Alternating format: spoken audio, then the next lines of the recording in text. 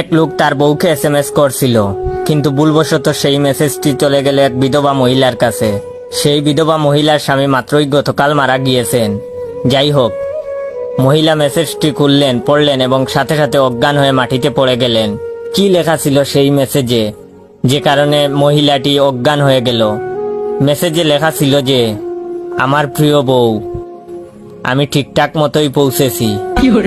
আমি জানি তুমি আমার কাছ থেকে মেসেজ আশা করনি, এখানেও আজকাল মোবাইল ফোন এসে পড়েছে।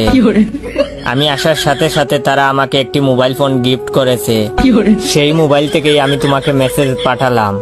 তুমি জেনে আরো খুশি হবে যে তারা সবাই এখন তোমার জন্য অপেক্ষা করছে। আশা করা যায় কাল পরশুর মধ্যেই তুমিও চলে আসবে। আশা করি তোমার যাত্রাও হবে আমার মতো সুখের। তোমার অপেক্ষায় রইলাম। ইতি তোমার প্রিয় স্বামী।